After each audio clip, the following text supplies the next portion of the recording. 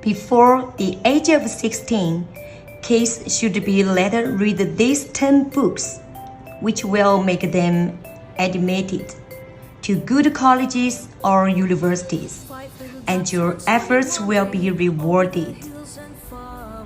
Book 1. Parents are not my servants. Book 2. To be lenient. Book 3. Brave to face difficulties. Book 4. To be honest. Book 5. Learning is not scary. Book 6. Share your gratitude. Book 7. To be independent. Book 8. Good habits with all my life. Book 9. I'm really great. Book 10. I'm really self-controlled.